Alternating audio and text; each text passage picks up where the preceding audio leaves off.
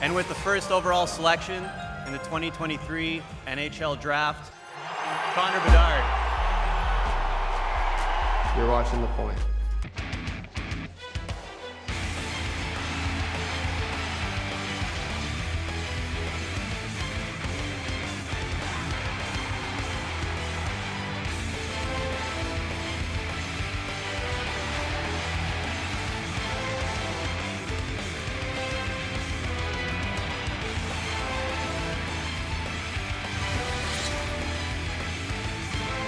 Aces and Liberty. A'ja Wilson, Breanna Stewart leading the race for MVP. We start with the first quarter because that's how this game works. Liberty down 2, Sabrina Ionescu trying to find a shot inside, but A'ja Wilson is there for the block.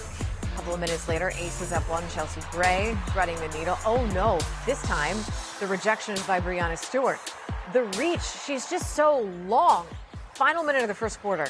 Jonquel Jones on the block with Wilson. Wilson clearly hurt here. What happens is Wilson hits to the head from Jones' elbow. She'd be evaluated for a concussion. She did return. She said she feels good. See how she feels in the morning. It was upgraded to a flagrant 1. It was a tough game for Wilson. 9 points, 7 boards, 3 blocks. Okay, let's get video game numbers in here. I mean, Sabrina was named the cover athlete for WNBA's edition of 2K24. Liberty up 1. Jones gonna miss. The ball is saved, goes to Sabrina. Watch this release.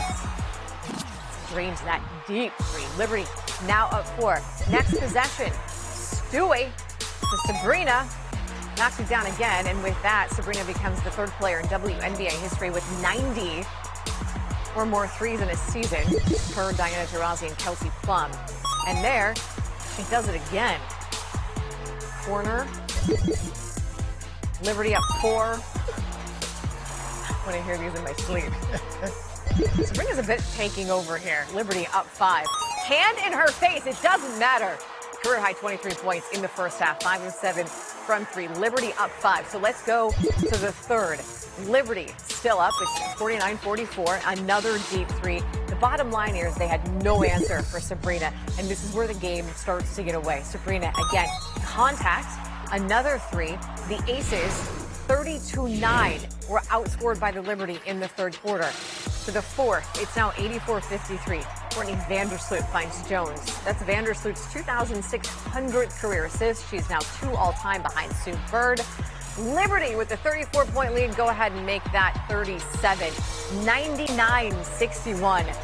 Wow, that is your final. Women's college hoops.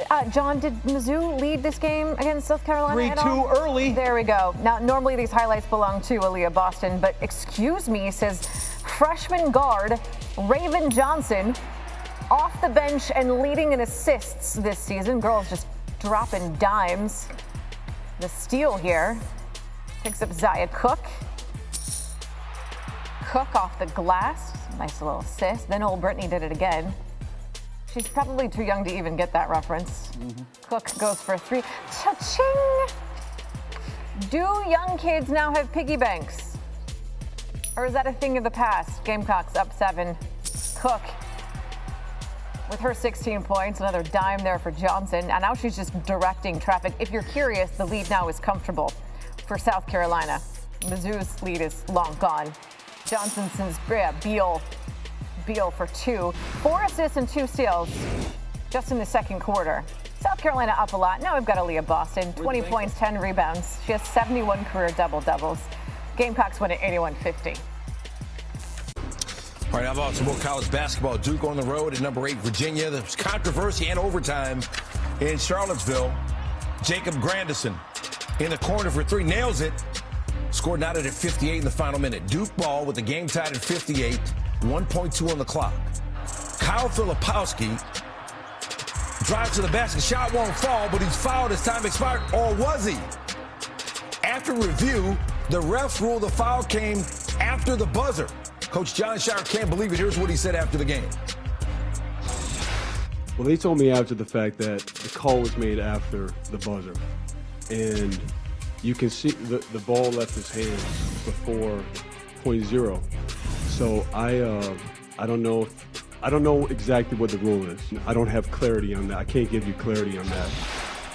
I do. Should have been a foul call. ACC said so afterwards. Former Duke star Jason Tatum tweeted his thoughts on the call. Doesn't matter, though. They went to overtime. In overtime, Virginia up 2. K.H. Clark off the glass gets it to go. 7 of 10 from the floor for his 16 points. 45 seconds to play. Cavaliers by 1. Armand Franklin, 23 for him. Virginia up 4. A few seconds later, Tyrese Proctor turns it over. Duke with 22 turnovers. They're both in an ACC game since 2008. Virginia wins at 69-62, and the fans celebrate with Dick Vitale.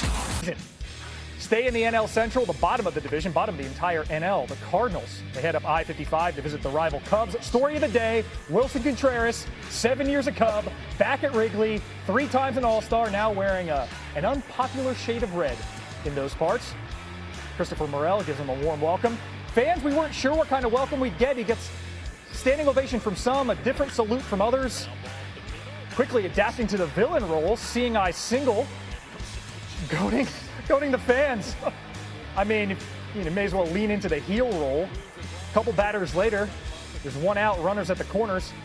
Dylan Carlson sends it the other way, brings Contreras home. Of all people, he puts the Cardinals up 1-0. Taking out to the 6th, Contreras at the plate, 2 outs, runner on first. He gets called for a pitch clock violation. C.B. Buckner explaining Contreras not ready when the clock hit 8 seconds. Cubs fans want him tossed.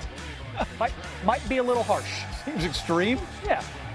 A couple pitches later, you understand why they wanted him tossed. Contreras, with the count full, sends that off the ivy. Lars Nootbaar comes to the plate. That's a tasty dessert. Contreras safe at second. RBI double. And we can cue up the boos again.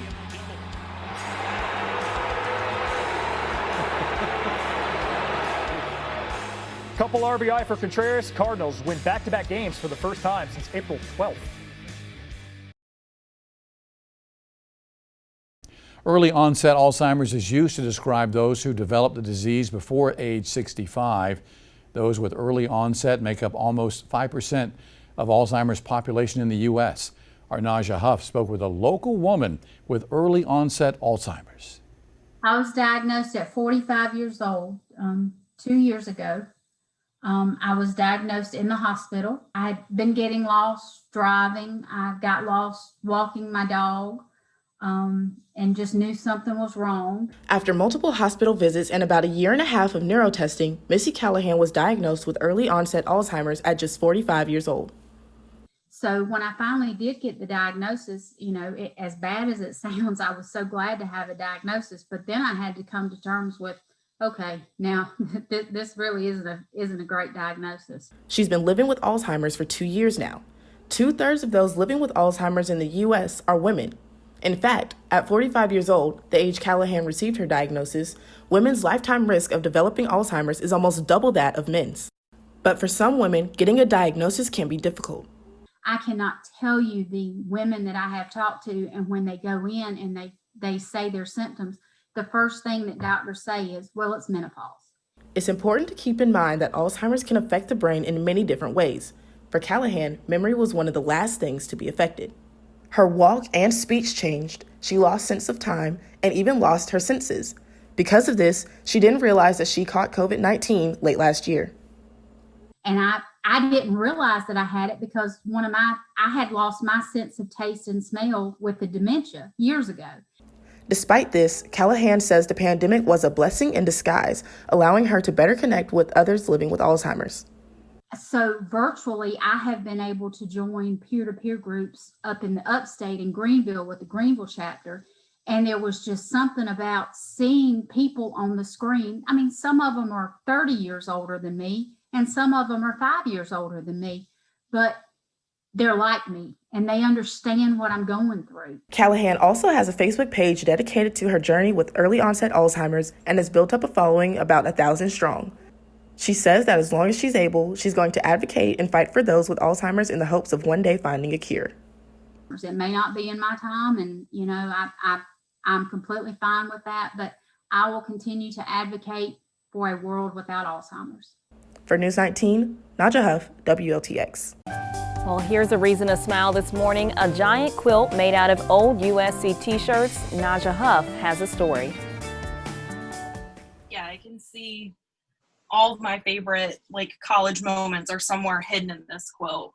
When Kate Kennedy stepped foot on USC's campus in 2011, she had two goals: to graduate and to collect as many Carolina t-shirts as possible. When it was all said and done, Kate had collected more than 75 t-shirts to help her mom make this enormous 120 by 108-inch quilt. I like that I can tell you just about where I got all of these t-shirts, and I think we only purchased one or two of them because we're like, oh great, we can throw them into the quilt, but everything else was some kind of giveaway, some kind of something that I had to wear for, being an RM or working at the Russell House or being a peer leader, or everything that I was involved with is on here somewhere. A project as big as this quilt took months to complete, but for Kate's mom, Kirsten, quilting is a labor of love. The whole time you're making it, you're thinking about who you're making it for and your memories with them and how they might use it. And so it kind of makes the time go a little faster because of you're thinking about the impact that you may be able to have. And while the Gamecock quilt was a gift to Kate, she's been making them herself for over a decade. My first quilt was actually for my cousin. I was 10 years old and she was being born, and this was my big gift to her. So I made her a quilt. I guess it's 16 years ago now. According to Kirsten, who first learned quilting from her mother, the Kennedy quilting tradition is now in its fourth generation. My grandmother, so Kate's great-grandmother, came to this country from Norway, and she was a seamstress in New York City. She sewed dresses for the New York City retail stores. And so when you think about that, it's really 4 generations. From a profession to a tradition, it's more than just love that ties this family together. So unintentionally, there's this woven thread of quilting, of fiber arts that has really kept us together, and it's something we've all been able to bond over. In Columbia, Naja Hough, News 19, WLTX.